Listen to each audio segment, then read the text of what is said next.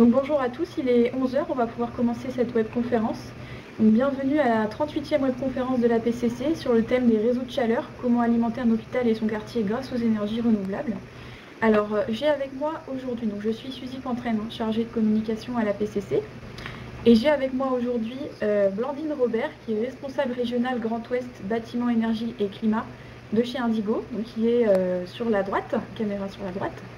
Et également avec moi Audrey Guiton, qui est la direction de l'énergie chargée de mission réseau de chaleur de Tours Métropole, et Jean-Luc Galliot, 8e vice-président délégué aux politiques environnementales et à la qualité de vie, donc développement durable, collecte des déchets, propreté urbaine, énergie et valorisation du patrimoine naturel et paysager, et qui est également maire de Notre-Dame d'Oé, donc qui sont nos témoins pour Tours Métropole Val-de-Loire, et qui sont sur notre gauche, sur la gauche, dans la caméra à gauche. Alors, au niveau de notre petit agenda pour cette heure qu'on va passer ensemble, si la slide, voilà. Donc d'abord, je vais vous faire une très courte introduction sur la PCC et quelques petits détails logistiques. Vous allez ensuite avoir une présentation d'Indigo sur la création d'un réseau de chaleur et les conditions de réussite. Et vous aurez ensuite le retour d'expérience de Tours Métropole à ce sujet-là, sur la propre mise en place de leur réseau de chaleur. Et enfin, on aura une petite session de questions-réponses à la fin, où vous allez pouvoir poser toutes vos questions et nos intervenants y répondront. Et pour finir, une petite conclusion. Alors donc tout d'abord, petite introduction, qu'est-ce que la PCC? Donc la PCC, c'est l'association des professionnels en conseil climat, énergie, environnement. C'est une association en fait qui rassemble des experts, des bureaux d'études qui conseillent et accompagnent au quotidien les entreprises et les collectivités sur tout ce qui est sujet lié au climat, à la transition énergétique et également à la mobilité durable. Et donc une de nos missions, c'est d'informer, de donner des clés, de diffuser les bonnes pratiques sur ces sujets-là. Et c'est dans ce cadre-là qu'on organise cette webconférence aujourd'hui. Alors donc vous pouvez poser vos questions dans l'outil de chat qui est donc sur la gauche tout au long de la webconférence. On y répondra plutôt, donc, comme j'ai dit, à la fin. C'est possible que si certaines questions sont assez rapides, on y réponde au fil de l'eau dans le chat, mais globalement, ce sera traité à la fin. Et enfin, pour les slides et le replay, vous aurez tout disponible gratuitement sur le site de la PCC et vous recevrez également un mail quand ce sera disponible dans votre boîte. Et voilà, c'est fini pour moi. Je vais pouvoir passer la main donc à Blandine Robert pour sa présentation. Ah, je crois qu'on ne vous entend pas, Blandine. Est-ce que vous pouvez réactiver votre micro?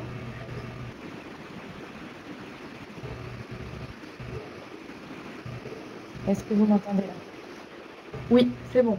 Allez, je vous passe la main. Bien, merci. Bonjour à tous. Donc, effectivement, je travaille à Indigo. Je suis responsable régionale de la région Ouest au niveau de l'agence de Nantes du département énergie-climat. Et je travaille en particulier sur les réseaux de chaleur et la valorisation énergétique de la biomasse. Donc, aujourd'hui, on va parler... Alors, d'abord, je vous présente Indigo. Effectivement, donc c'est un cabinet de conseil et d'ingénierie. On fait aussi de l'ingénierie en développement durable.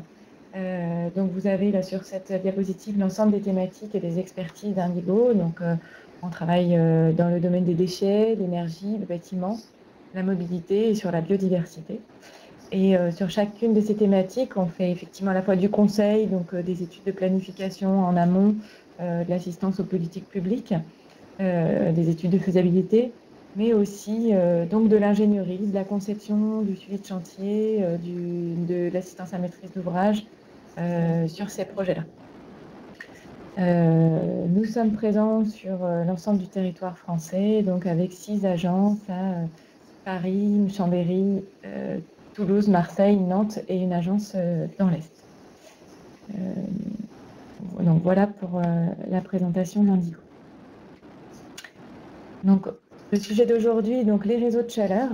Alors j'ai pas prévu de vous détailler les étapes de création des réseaux de chaleur. Il y a un guide réalisé par Amorce, donc qui est l'association des maîtres d'ouvrage des réseaux de chaleur au niveau national, qui est très bien fait et qui détaille vraiment toutes les étapes et comment mener un projet de réseau de chaleur. Donc, vous avez sur cette diapositive le lien pour accéder au guide. Et donc, je vous ai mis en illustration un résumé des étapes alors surtout les étapes amont de comment créer un réseau de chaleur. Donc la première étape, c'est d'identifier les besoins de chaleur, ou le potentiel de développement, le potentiel de création d'un réseau sur le territoire. Alors il existe pour ça des études de planification, ça peut être au niveau d'un plan climat ou d'un schéma directeur de réseau de chaleur. Et donc, dans le plan climat, on peut aussi avoir des études de ressources. Donc, il y a deux choses pour un réseau de chaleur, les besoins en chaleur et les consommations du territoire et la ressource, notamment quand on veut faire un réseau de chaleur aux énergies renouvelables. Donc, les ressources de chaleur renouvelable, donc plutôt biomasse, géothermie, chaleur fatale, etc. Ensuite, on définit le périmètre du projet. Alors, en fonction des territoires, ça peut se faire via des notes d'opportunité. Il existe notamment des relais bois énergie qui, alors là, encore une fois, ça dépend un petit peu des régions, élargissent un peu leurs compétences à tous les domaines de la chaleur renouvelable et peuvent avoir une première vision du périmètre idéal du projet. Donc, c'est-à-dire, quand on parle de périmètre, c'est notamment quel type de bâtiment il pourrait être intéressant de raccorder au réseau. Donc ça nécessite de rassembler un certain nombre de données et d'informations. Et tout ce qui est montage et validation du projet, la dernière étape finale, c'est une étude de faisabilité ou des études préopérationnelles plus ou moins poussées. On va parler de ces études-là dans la suite. Et puis, une fois que la décision est prise, la décision d'investissement, en fonction du montage, parce qu'il y a différents types de montage de projets, on peut lancer la réalisation. Donc voilà, donc je vous invite vraiment à consulter ce guide qui donne aussi des outils pour réaliser ce projet.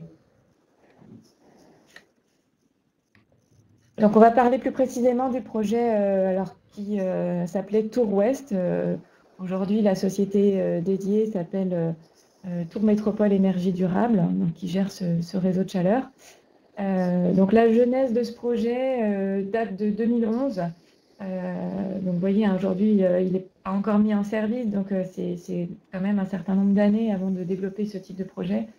En 2011, il y a un quartier qui s'appelle le quartier des Casernes, à l'ouest de la ville de Tours, donc, qui était occupé par l'armée, et donc qui est vendu pour un programme d'aménagement. Ensuite, ce quartier est étiqueté quartier climat, et donc il y a une réflexion en cours sur l'alimentation de ce projet, pas uniquement pour la chaleur, il y a aussi une réflexion autour du froid, puisqu'on est sur un quartier avec des projets d'aménagement tertiaire. Donc il y a une première étude de réseau de chaleur qui est réalisée en avril 2013, une étude amont, on va dire une étude d'opportunité, puis une faisabilité en 2014. Donc à ce stade, la décision n'a pas été prise. Et une dernière étude est lancée entre 2015 et 2016, donc un peu plus poussée. C'est pour ça qu'on l'a appelée plutôt étude préopérationnelle. Et c'est sur cette étude-là qu'on est intervenu, à partir de cette étude-là qu'on est intervenu chez Indigo. Donc l'idée de ces études préopérationnelles, c'était vraiment de montrer que le projet avait un sens et de tout faire pour qu'il aboutisse. Donc ça nécessitait de convaincre l'ensemble des abonnés, on va y revenir, tout en conservant effectivement une objectivité sur le sujet. Voilà, donc là, on a plutôt axé sur la présentation sur les conditions de réussite, donc qui ne sont pas effectivement forcément retracées dans le guide, mais voilà, du coup, et pour montrer ce qui a fait que ce projet a pu voir le jour. Donc la condition numéro 1, c'est la mise en confiance des abonnés. C'est vraiment essentiel, c'est-à-dire qu'un projet de réseau de chaleur ne se fera pas sans les abonnés, puisque c'est eux qui vont se raccorder et qui vont générer les recettes du projet. Donc vous l'avez compris, on l'a dit dans le titre, ce projet il se fait autour de l'hôpital de Tours, du CHRU, donc qui est l'abonné principal, le principal consommateur de chaleur, et dont il faut donc gagner la confiance. Donc, ce qui a été fait, c'est on l'a rencontré à de multiples reprises. On a donné aussi des conseils personnalisés sur sa gestion de la chaleur. Par exemple, pour diminuer ses appels de puissance, notamment dû aux besoins d'eau chaude sanitaire.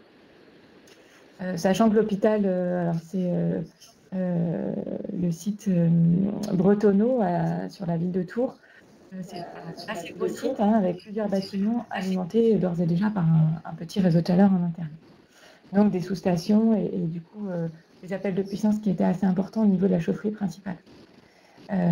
Donc voilà, l'idée c'était de le rencontrer, de prendre en compte les différentes préoccupations. Quelles sont les préoccupations d'un hôpital? Évidemment, c'est la qualité du service, les coupures de chaleur qui ne sont pas acceptables sur ce type d'usage de bâtiment. Donc les travaux aussi, l'inquiétude concernant les travaux. On est sur un hôpital qui est en centre-ville, qui est déjà très difficile d'accès. Donc il y a eu beaucoup d'inquiétudes sur par où allait passer le réseau de chaleur. Et donc, on a repris les études de faisabilité avec les données des abonnés. C'est-à-dire que les abonnés nous ont fourni, alors les abonnés principaux, parce qu'il y avait quand même quasiment 40 ou 50 abonnés, mais les abonnés principaux qui sont l'hôpital et Tours Habitat nous ont fourni leurs coûts d'exploitation, d'amortissement qu'ils payaient à l'époque. Et on a vraiment, pour chaque gros abonné, donc Tours Habitat et l'hôpital, travailler avec eux sur un coût de référence qui était le leur et on l'a fait valider avec eux. C'est-à-dire qu'ils disposaient d'un tableur avec toutes les hypothèses de calcul du coût de référence. Qu'est-ce que c'est qu'un coût de référence de la chaleur? Un coût global, c'est un coût qui intègre à la fois l'investissement, les coûts d'exploitation et les coûts de combustible et les coûts de gros entretien renouvelables. Donc ça, c'est la première condition de réussite.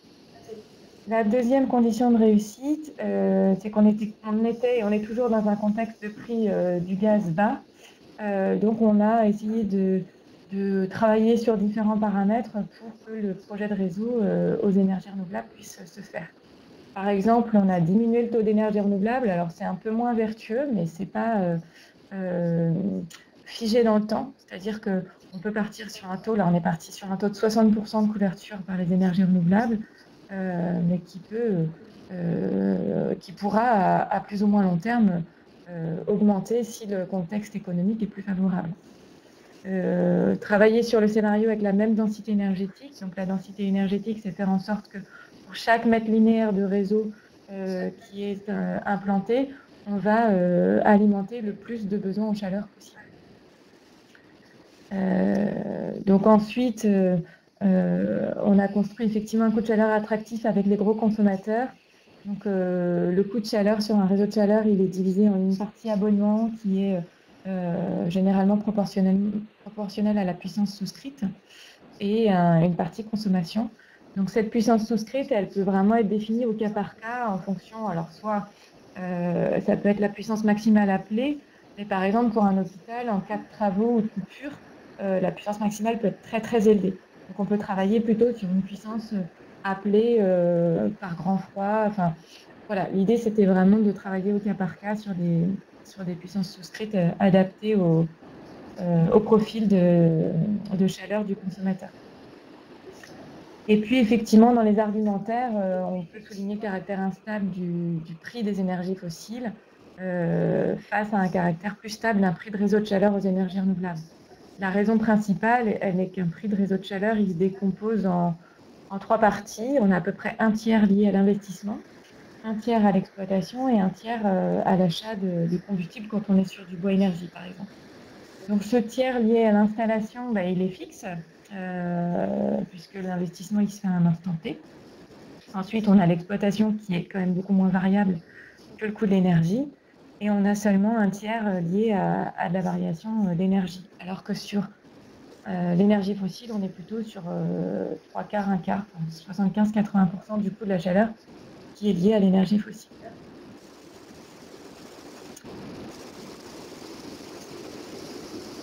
Une autre condition de réussite, puisque, donc vous l'avez compris, on est sur un réseau de chaleur alimenté à partir de biomasse, et plus particulièrement à partir de bois énergie. Donc il y a toujours des inquiétudes de la part des élus sur l'approvisionnement en bois, malgré toutes les études ou les professionnels qui indiquent que la ressource bois est bien présente sur les territoires. Il se trouvait que l'ADEME, en région centre, avait travaillé sur une étude qui s'appelle ici étude pérennité, concernant la filière bois et l'impact des grosses installations biomasse sur cette filière. Pour rappel, entre 2010 et 2014, il y a eu énormément d'installations fonctionnant au bois énergie. On les a appelées les installations creux, puisque ce sont des installations qui ont répondu à des appels à projets de la Commission de régulation de l'énergie, ou alors BCIAT, qui est plutôt le financement des projets industriels de l'ADEME. Donc, beaucoup d'installations de plus de 10 000 tonnes ont vu le jour dans l'ouest de la France, ailleurs aussi, hein. Et donc, l'ADEME Centre avait travaillé avec les filières pour savoir quels avaient été l'impact de ces installations sur les acteurs de la filière. Donc, lors de cette étude, tous les acteurs avaient été interrogés, hein, y compris les exploitants forestiers, les entreprises de travaux forestiers, les propriétaires, et puis évidemment jusqu'aux fournisseurs de combustibles et énergéticiens. Il s'est avéré que de 2010 à 2014, ça n'avait pas forcément été facile pour les acteurs de structurer la filière, mais ils l'avaient fait. Et depuis 2014, avec le fait que le prix des énergies fossiles était très bas, il y a beaucoup moins de projets qui ont vu le jour et ça mettait plutôt en péril en fait le développement et les investissements qu'avaient réalisés les acteurs de la filière. Donc on avait une vraie demande des acteurs locaux de continuer à développer des projets au bois énergie. Donc voilà, ça c'était quand même un aspect intéressant à communiquer aux élus. Ensuite, le dernier point est quand même important. C'est-à-dire que le bois énergie, ça peut être des petits acteurs de la forêt face à des gros acteurs énergéticiens. Il y a un petit peu ce déséquilibre de taille d'acteurs et de poids dans les négociations financières notamment. Donc on a plébiscité sur le fait que ce projet, qu'on ferait tout ce qui était possible pour que le prix d'achat du bois énergie soit équitable pour l'ensemble des acteurs de la filière.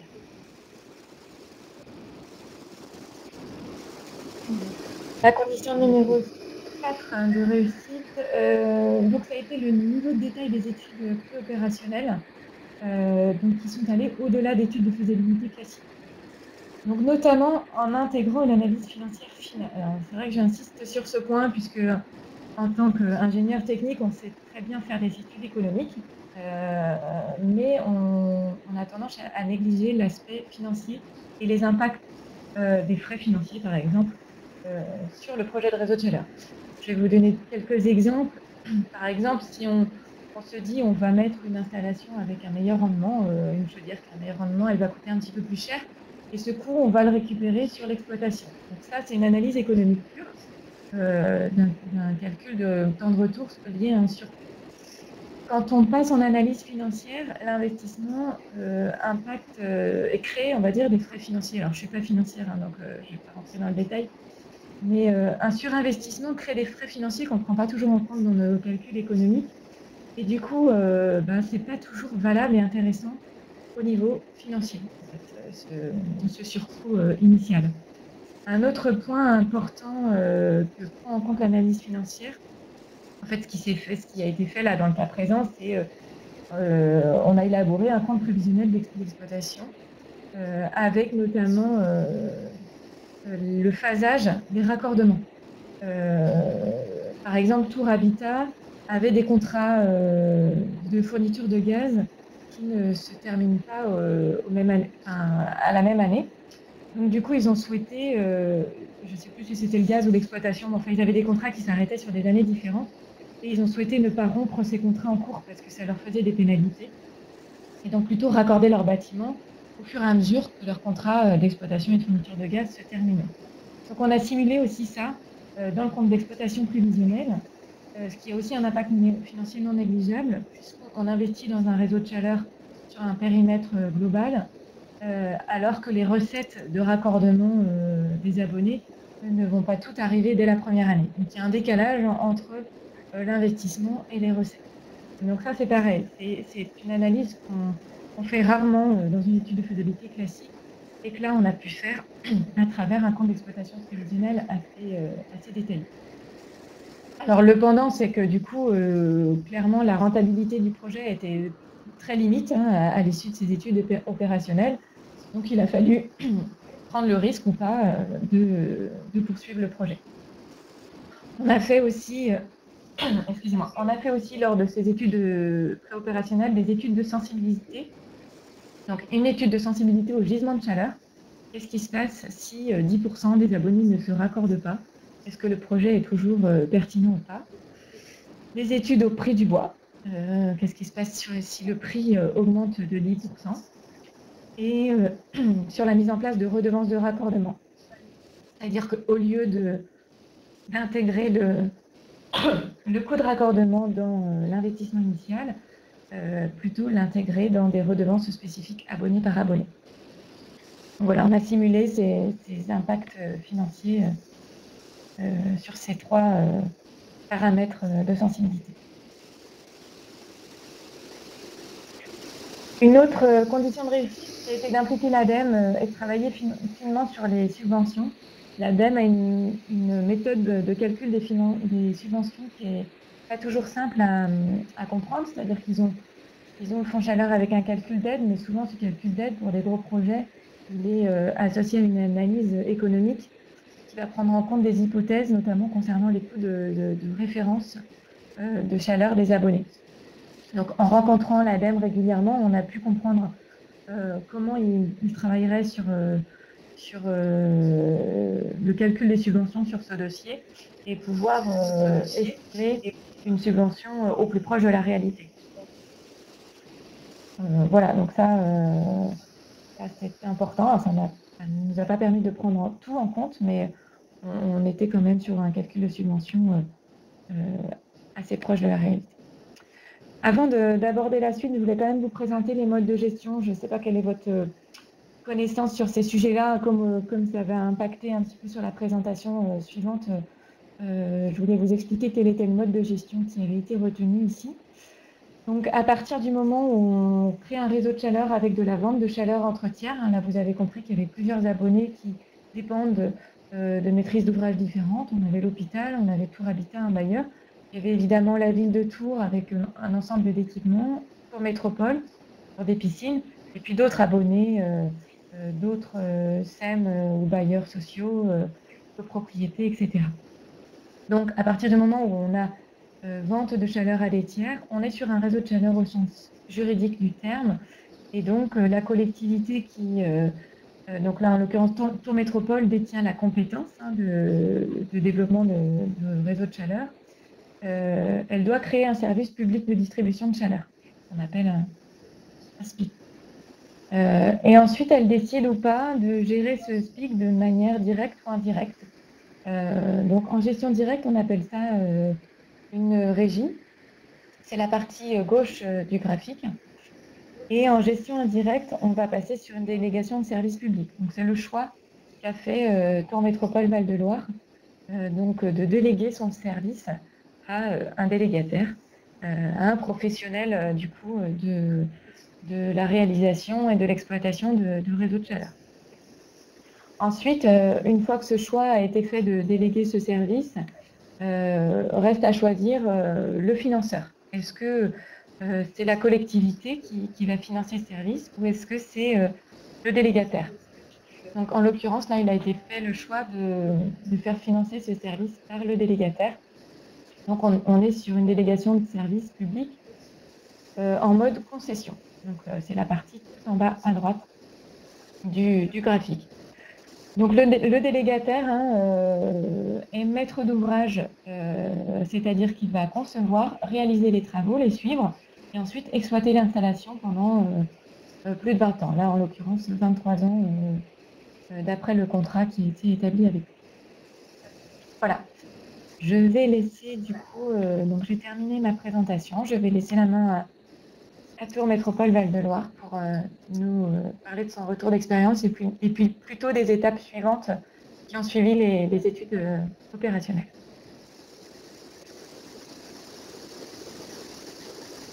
Merci Nandine, je vais passer tout de suite la parole à Monsieur Gallio qui va introduire.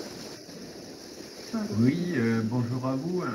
Un mot pour présenter Tours Métropole Val-de-Loire et sa démarche, évoquer un peu le calendrier que nous a présenté rapidement Blandine et des délais qui sont jugés très longs. Quelques explications à ce sujet. Donc le Tours Métropole de Val-de-Loire a pris le statut de métropole en 2017 seulement et exerce cette compétence réseau de chaleur énergie seulement depuis un peu moins de 3 ans. Le territoire, c'est 22 communes adhérentes pour 300 000 habitants dans un bassin d'emploi de 450 000, 460 000 habitants. Et la commune centre, la ville de Tours, qui représente à elle seule 140 000 habitants. Vous voyez, plus de la moitié de la population du département d'Indre-et-Loire réside dans cette métropole. Ce qui nous incite à travailler avec le reste du département dans le cadre de contrats de réciprocité qui ont été signés avec l'ensemble des communautés de communes du département et avec un volet énergie, notamment des groupes de travail sur la filière bois-énergie, puisque si nous sommes consommateurs de biomasse, la production s'effectue sur les territoires ruraux périphériques. L'initiative de ce projet a été prise sur les conseils du service énergie métropolitain, qui avait été créé avant le passage en métropole, mais qui s'est structuré et développé à partir seulement de 2017. Le service commun de l'énergie accompagne les communes sur le conseil en énergie pour les bâtiments publics, sur l'achat groupé d'énergie, sur la maintenance des installations. Donc c'est un service qui a permis de générer 3 millions d'euros d'économies budgétaires sur la facture énergétique au cours de cette période. Un mot du calendrier.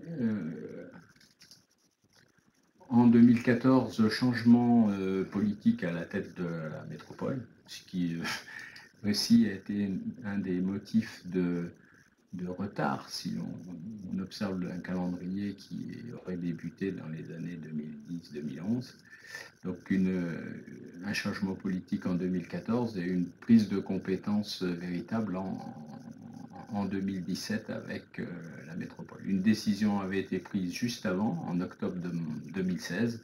C'est vraiment le top départ du projet avec la décision de création de ce réseau de chaleur urbain. Il y en a déjà 3 autres sur le territoire métropolitain, 4 même, sur des initiatives communales, sur les communes de Saint-Pierre, La Riche et Tours notamment. Et validation en même temps du principe d'une délégation de service public. Après, tout s'enchaîne assez vite en fait, puisque la semaine dernière, nous assistions à la mise en feu de cette centrale biomasse. On n'a pas perdu beaucoup de temps. 2017, c'est la mise en concurrence, l'ouverture, l'agrément des candidatures, l'analyse des offres et les concertations avec les prestataires candidats. Voilà, sur l'année 2017. Des négociations vers la fin de l'année accompagnées par notre assistance à maîtrise d'ouvrage Indigo et une décision qui intervient au tout début 2018 pour arriver à la mise en chauffe la semaine dernière. Voilà à peu près le déroulement de la procédure.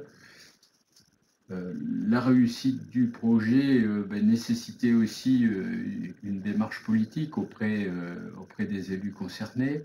C'était assez facile de convaincre la commission métropolitaine avec laquelle je travaille sur l'intérêt de ce projet.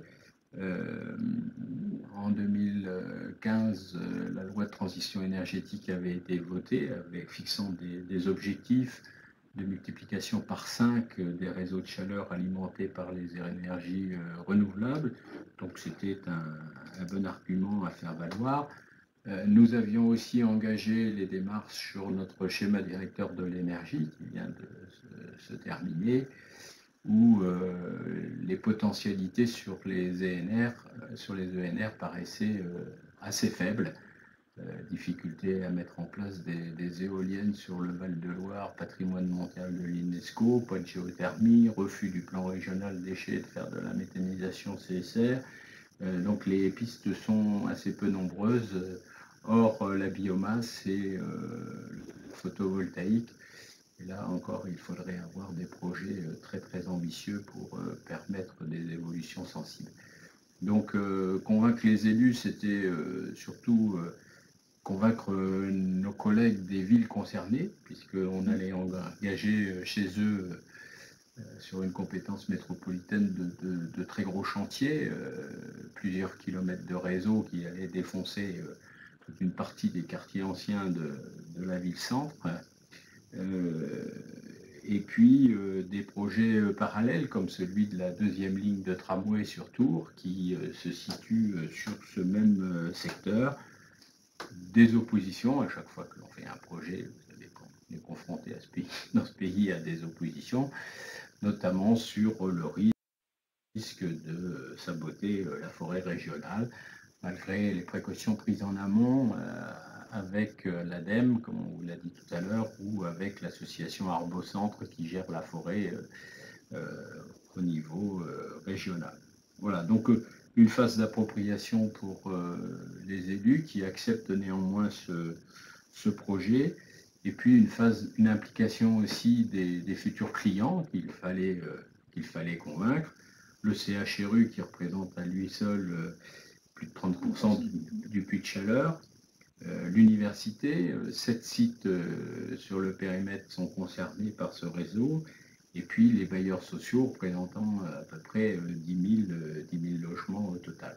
Voilà, donc un travail de conviction en amont qui a porté ses fruits, puisque malgré les aléas du chantier, dont on parlera peut-être tout à l'heure avec Audrey, le projet a été globalement accepté et non contesté.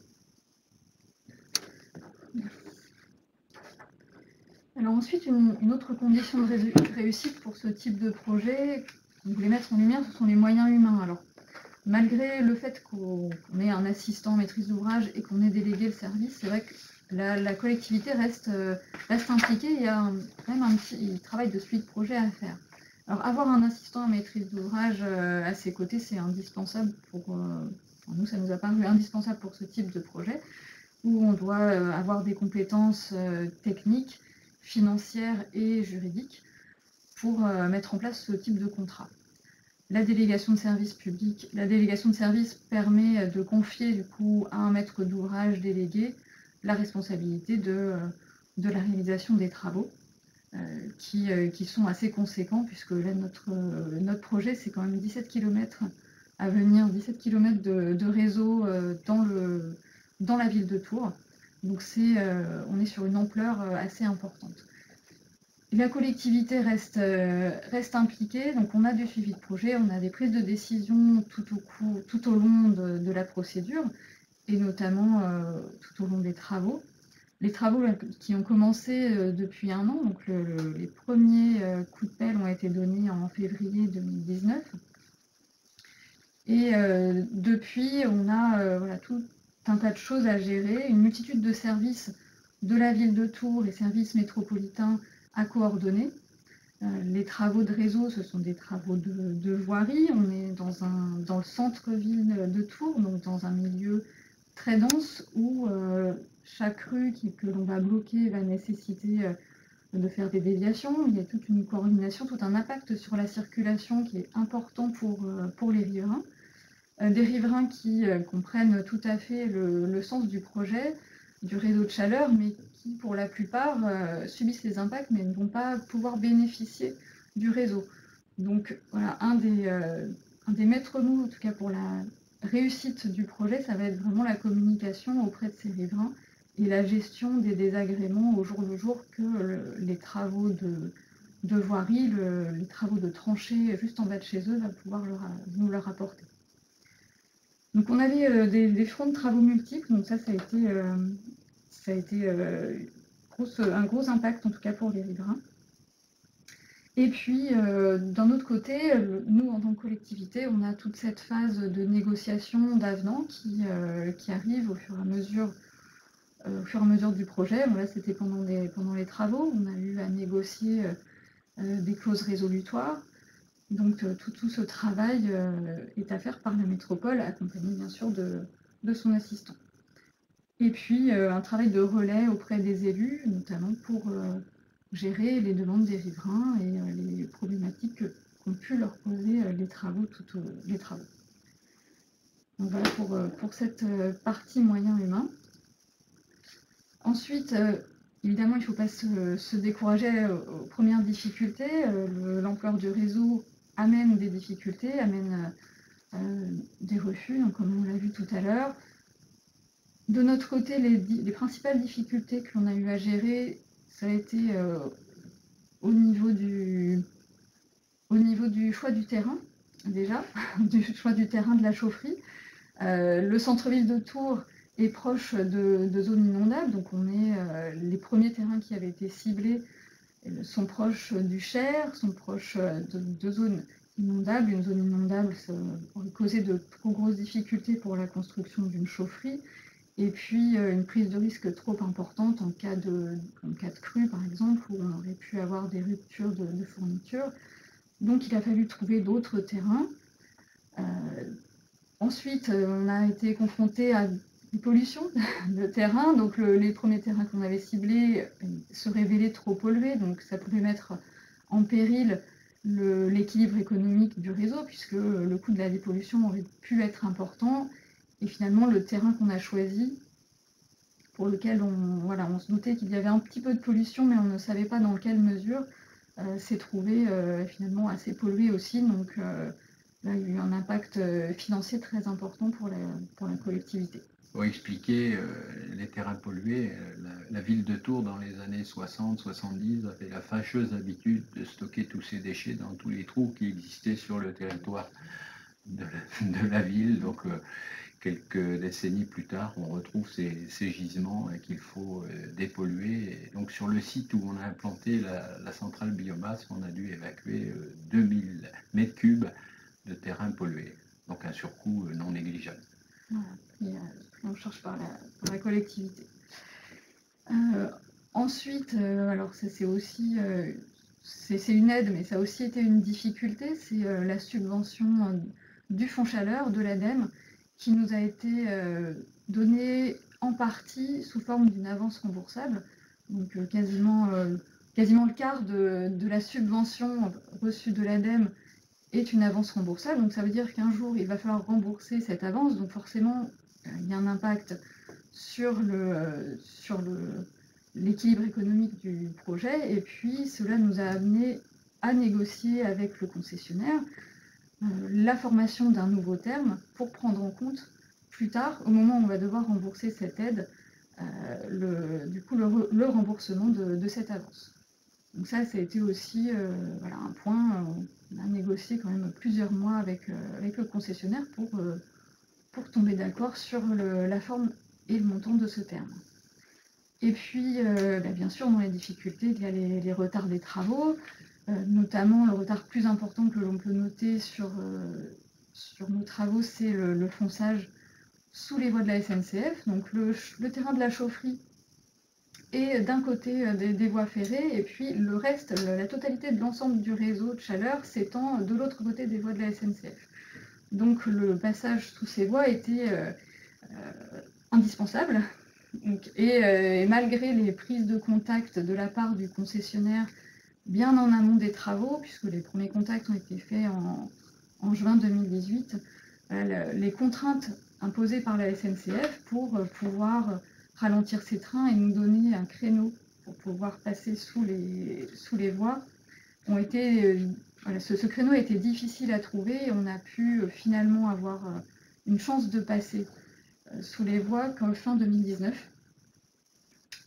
Fin 2019, et avec encore des doutes jusqu'au dernier moment sur le fait de pouvoir passer, puisqu'on a été aussi soumis aux aléas climatiques sur cette zone de fonçage. Avec des dates fixées par la SNCF qu'il fallait absolument respecter, donc tout ça difficile à coordonner. Donc un petit suspense jusqu'au bout, effectivement difficile à coordonner, et puis vraiment une nécessité absolue de passer pendant ces créneaux. Finalement, au bout d'un an de travaux, on a donc mis en marche cette chaufferie il y a quelques temps, donc le 18 février, avec le premier feu. Donc là, la chaufferie est en période de séchage, en période d'allumage, de chauffage, pour pouvoir fournir de la chaleur dans quelques mois. Pour répondre à des questions qui apparaissent là très rapidement, la fourniture de biomasse est définie dans le cahier des charges fixé au prestataire. Donc l'approvisionnement doit se faire dans un rayon de 100 km. Nous sommes en région centre avec de vastes espaces forestiers, notamment nous ne sommes pas très loin de la Sologne, la grande forêt du sud Tourangeau. Sur une forêt qui est sous-exploitée de multiples propriétaires, d'où l'intérêt de travailler avec nos collègues des communautés de communes rurales pour améliorer la structuration de cette filière. L'approvisionnement, il y a une question aussi, et s'effectue par camion, mais c'est de l'ordre de 5 camions par jour pour un total de 20 000 tonnes. 27 000 tonnes an. Voilà à peu près les infos. La coordination avec la ligne de tramway, bien sûr, elle a été anticipée, mais le projet de tramway n'est pas encore au stade de l'aboutissement, notamment pour des raisons budgétaires, puisqu'on vient juste d'achever en 2014 la première ligne.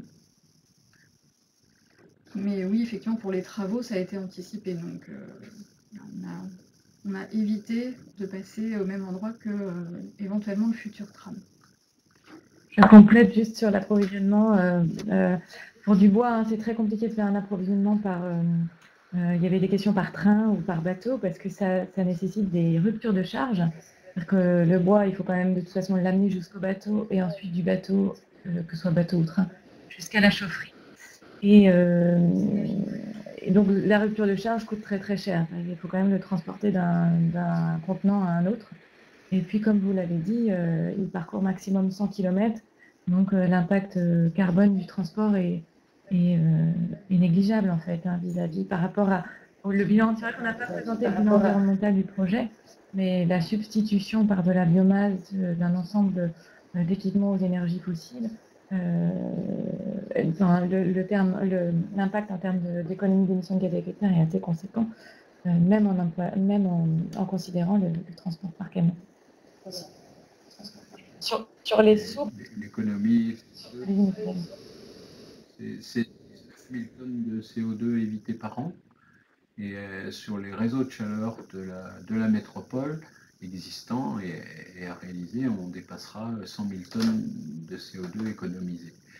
Donc c'est un bilan environnemental extrêmement positif. Sur les sources... Alors voilà, Vas-y, Audrey. Alors concrètement, en image, on a ici la chaufferie. Donc là, on est au mois de novembre, on est fin novembre 2019.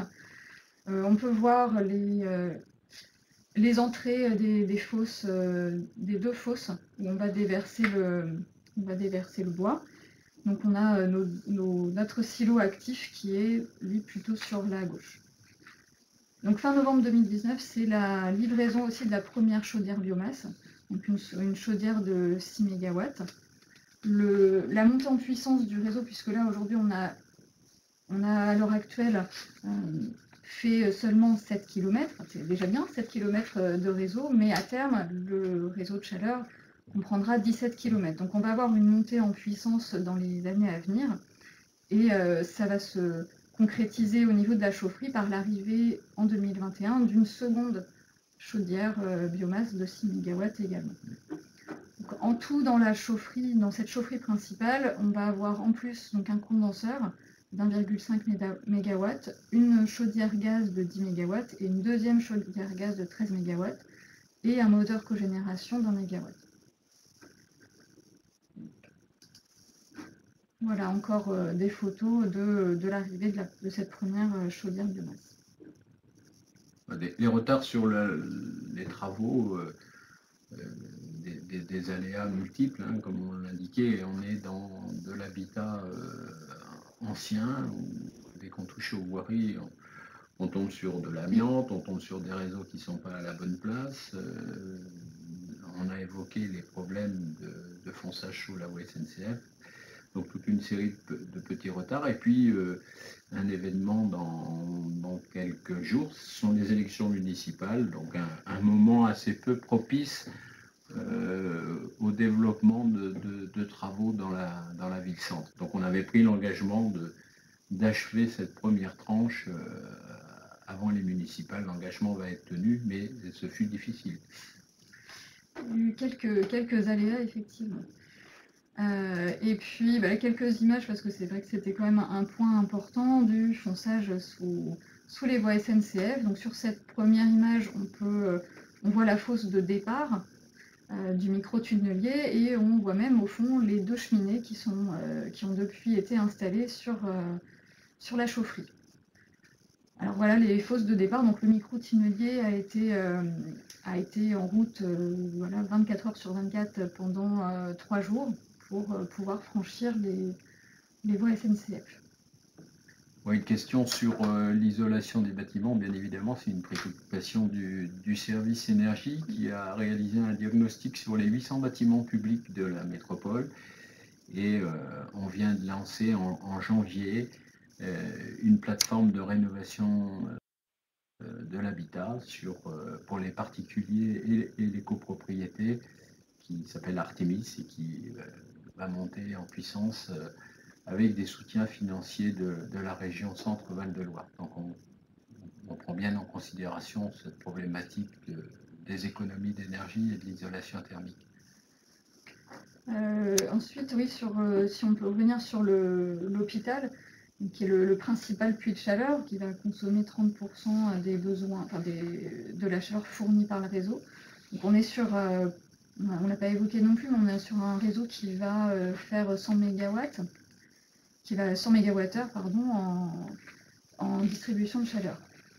Le petit réseau sur l'hôpital va continuer à desservir le secteur hospitalier. Par contre, en termes de sécurité, c'est vrai que l'hôpital garde une partie de ses chaudières. On a à terme 20 MW qui resteront dans l'enceinte de l'hôpital pour pouvoir alimenter l'hôpital en cas de rupture de fourniture, voire faire de l'injection sur le réseau principal, sur le réseau de chaleur, en cas de fort pic de froid, par exemple.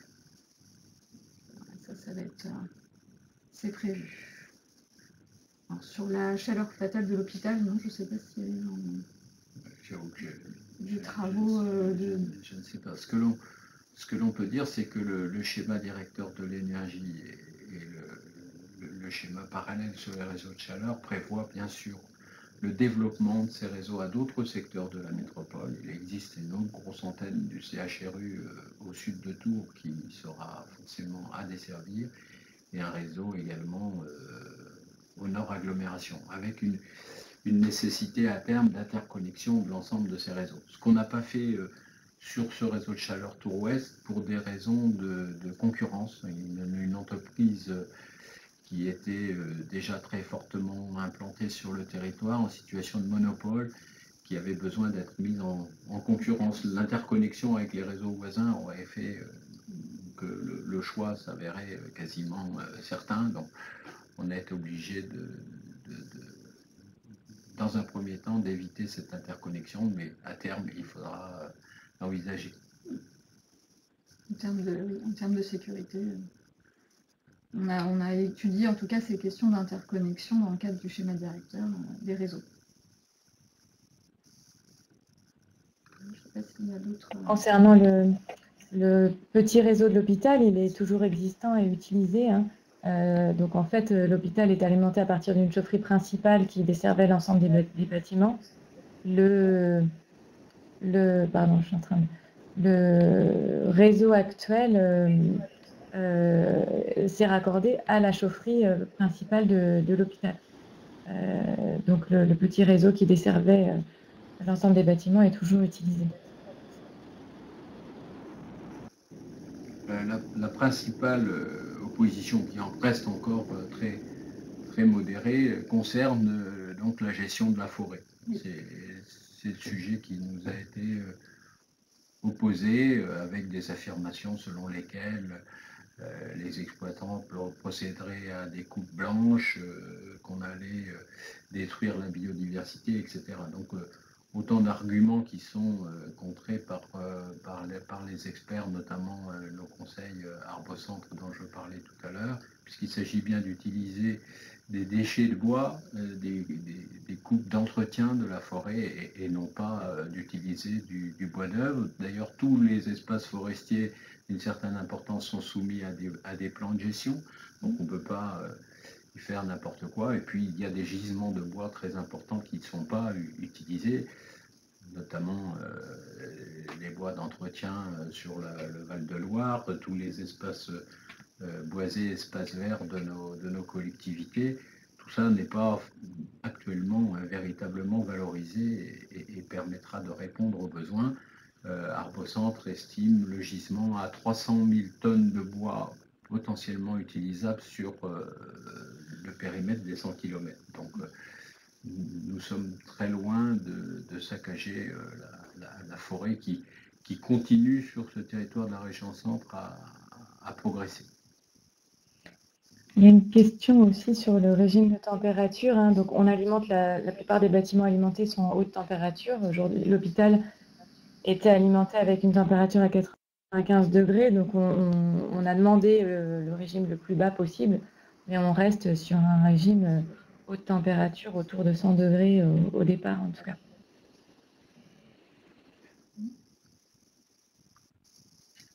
Et oui, sur la question sur la chaudière, le dimensionnement de la chaudière, effectivement, on va fournir les besoins en eau chaude, sanitaire l'été. Et oui, la chaudière est dimensionnée de manière à être toujours efficace et avoir toujours un rendement intéressant pendant l'été. Techniquement, je ne sais pas si Blandine a plus de précision. Et à terme, l'objectif, c'est d'avoir 2 chaudières biomasse pour pouvoir optimiser effectivement ce fonctionnement été-hiver et alimenter le plus de bâtiments possible. Il y avait une question au tout début aussi, la première question qui a été posée, si on avait étudié d'autres sources d'énergie renouvelable. Alors, au fur et à mesure du projet, est arrivée la question des CSR, qui est voilà, un sujet aussi intéressant parce qu'il traite du traitement des déchets, cette problématique-là. Le souci, c'est que la filière CSR n'était pas suffisamment avancée par rapport au projet de réseau de chaleur. On avait réussi à obtenir l'accord des abonnés, ce qui n'avait pas été forcément évident aux étapes antérieures. Donc, du coup, puis pour plusieurs autres raisons, on est resté sur le bois énergie pour lequel voilà, le projet était lancé avec des abonnés motivés et intéressés. Après, voilà, je crois qu'il y a eu une petite étude sur la récupération de chaleur aussi sur eau usée, mais de toute façon, ça n'alimenterait pas la majorité, ça ne couvrait pas la majorité des besoins en chaleur. Il y avait une autre... Le principal obstacle à l'utilisation du CSR, c'est les décisions du plan régional déchets qui a interdit toute création de nouvelles installations sur le territoire de la région centre. Production de CSR, méthanisation, etc. Donc on est actuellement en stand-by sur la base d'interprétation de la loi de transition énergétique. Donc c'est une filière qui n'est pour l'instant pas possible de mettre en œuvre. Et puis on a fait des réflexions aussi sur des alternatives à la biomasse forestière en utilisant une partie des pépins de raisin de nos vignobles qui sont très nombreux et de qualité. J'en assure la promotion dès ce matin. Il y avait une autre question aussi sur les contrats à long terme avec des fournisseurs locaux. Donc, comme vous l'avez compris, là, les travaux ne sont pas terminés. Donc, ça fera partie des choses qui vont être contrôlées auprès du délégataire, à la fois le prix, on en a parlé, même si au moment de la remise de l'offre, on avait des lettres d'intention de la part de fournisseurs. Les contrats n'étaient pas signés à ce moment-là et les contrôler à la remise des offres. Mais donc, au moment de la mise en service de la chaudière, ça fera partie des choses qui vont être regardées. Est-ce qu'il y a des contrats sur le long terme ou pas? Alors, et puis avec quel type de fournisseur et à quel prix?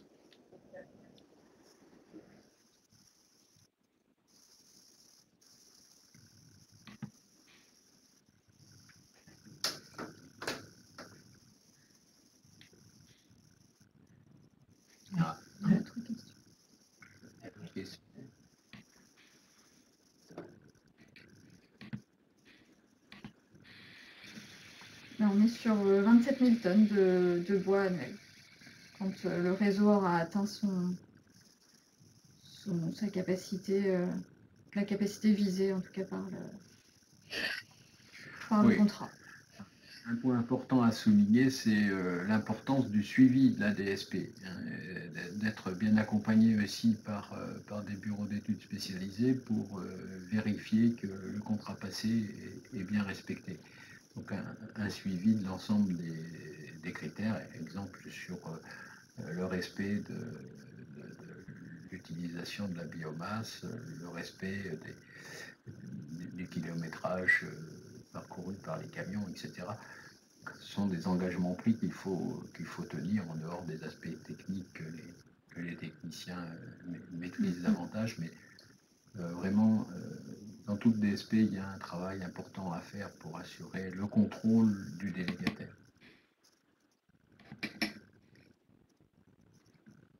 Alors, je vois qu'il y a eu une question aussi sur le prix prévisionnel du mégawattheure. Alors, sur le R1, donc le prix vraiment de la chaleur, on est, j'avais noté, sur 30 €, aux alentours de 30 € du mégawattheure sur la partie consommation. Donc ça, c'est un prix qui a peu évolué depuis la remise de l'offre finalement du délégataire. Et sur la partie R2, sur la partie abonnement, on est aux alentours de 50 € hors taxe, bien sûr, par kilowattheure souscrit. Donc on est sur un tarif qui est plutôt correct, en tout cas par rapport au réseau de chaleur de la métropole. Moins 10%, nous annoncerons par rapport aux tarifs des consommations actuelles. Sur le bilan carbone de la chaufferie, là, il y a une question, j'y reviens, c'est 19 000 tonnes de CO2 évitées par cette seule chaufferie biomasse et de l'ordre de 100 000 tonnes de CO2 sur les 4 réseaux existants sur la métropole de Tours.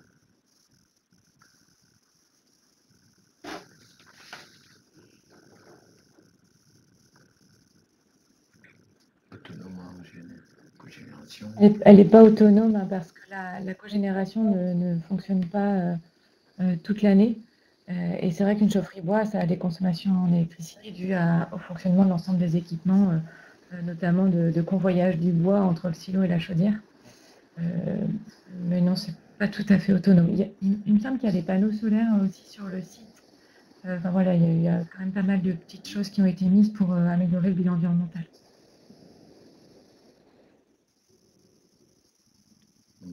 Nombre d'emplois, non, je l'ai pas en tête là. C'est qu'il y a une question auquel on pourra répondre plus tard, mais effectivement, je l'ai pas en tête. C'est pas très important, c'est de l'ordre d'une dizaine maximum, sans compter bien sûr les emplois induits par l'exploitation de la forêt. Oui. L'exploitation de la forêt et puis le transport, etc. Le transport, oui. Et puis bon, le travail aussi qui a été fourni aux entreprises locales pour les travaux. Voilà, l'investissement sur la métropole, c'est 21 millions d'euros au total sur ce marché. Ouais.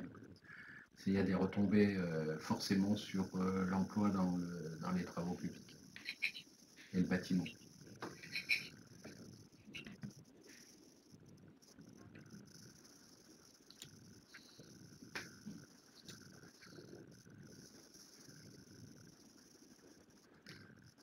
Non, il y a encore quelques questions. Les questions qui s'écrivent encore. Mais... Reste une minute.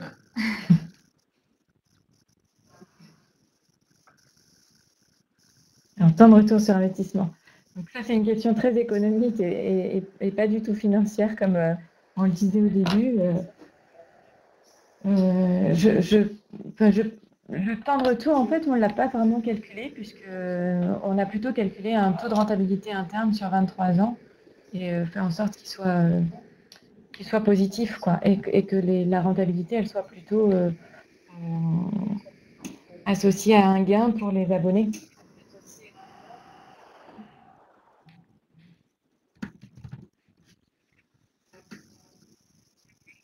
Oui, bah, sur la présence de l'hôpital décisif dans la décision d'investissement, il me semble que oui. Oui, ça a été, quand on a 30% du puits de chaleur qui repose sur un seul abonné, effectivement, la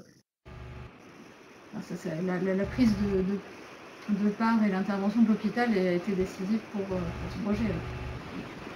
Et sans l'hôpital, le projet ne se faisait pas. En fait, il y a eu la première étude de faisabilité n'avait pas convaincu l'hôpital et donc le projet n'avait pas été lancé à la suite de cette étude-là.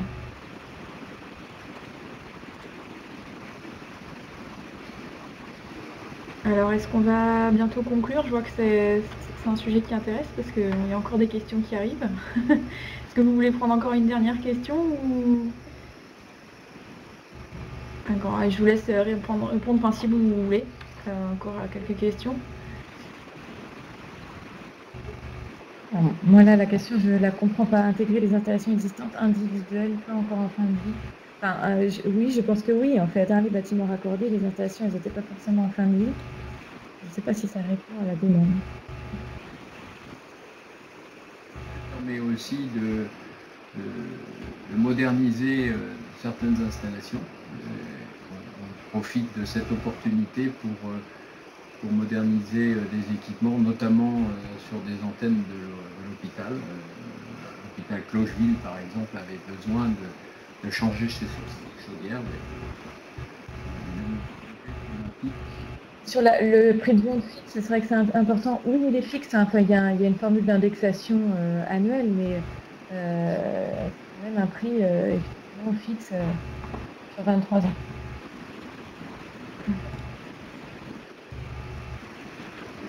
Ok, je pense qu'on va pouvoir passer à la conclusion très rapide avant de vous laisser pour la pause déjeuner. Merci à nos intervenants, donc Blandine Robert, Audrey Guiton et Jean-Luc Galliot pour cette présentation. Sachez que vous allez donc pouvoir retrouver cette conférence en replay sur le site de la PCC. Il vous suffit de vous inscrire si vous n'êtes pas encore inscrit, mais pour vous c'est le cas, donc il n'y aura pas de problème. Vous avez juste à trouver le mail dans vos mails, vous trouverez le lien. Vous recevrez aussi également donc, un mail avec justement le replay et le support de présentation. Voilà. Et sachez également qu'on a plusieurs autres webconférences sur le site de la PCC que vous pouvez aller voir sur plein de sujets différents. Il y en a 38 maintenant, donc il y a de quoi. Ensuite, si vous êtes un bureau d'études et que vous travaillez sur ces thématiques-là, n'hésitez pas à revenir vers nous pour qu'on voit ce qu'on peut faire ensemble, notamment parce qu'on a des groupes de travail qui pourraient vous intéresser, on a un annuaire des membres qui pourrait vous intéresser et aussi ces webconférences. Ensuite, si au contraire vous êtes plutôt une structure qui recherche un accompagnement sur des thématiques comme celles qu'on a vues aujourd'hui, et ça peut être aussi d'autres thématiques, n'hésitez pas à consulter notre annuaire des membres qui est sur le site de la PCC où vous allez pouvoir chercher par zone géographique, par clé de compétences, par activité sectorielle, donc vraiment un choix assez poussé à ce niveau-là. Et si vous recherchez de la visibilité sur nos événements ou pour un partenariat, pourquoi pas aussi nous contacter à ce sujet-là. Enfin, donc vous verrez dans le chat, je vous ai mis un petit questionnaire. C'est important pour nous d'avoir votre retour sur cette webconférence. Vous allez voir que quand vous allez quitter la conférence, vous allez aussi avoir la possibilité de nous donner des étoiles et un petit commentaire. Donc ça c'est bien, mais pour nous le formulaire que je vous ai mis là, il est plus important parce qu'il est un peu plus poussé. Donc s'il vous plaît, répondez-y, c'est important pour nous. Et je terminerai par remercier notre partenaire qui est Actu Environnement et qui vous permet en fait de bénéficier de moins 15% sur votre abonnement à Actu Environnement si ça vous intéresse. Donc je vous mets le lien dans le chat et vous le recevrez aussi, par mail. Voilà, donc le code. Et voilà. Et il ne me reste plus qu'à vous remercier d'avoir participé à cette webconférence. J'espère vous retrouver sur d'autres webconférences de la PCC à venir. N'hésitez pas aussi à regarder nos événements à venir. Là, on est surtout sur la thématique mobilité, mais on a aussi des événements sur d'autres thématiques à venir bientôt. Et voilà, et merci à tous et merci encore une fois à nos intervenants. À bientôt.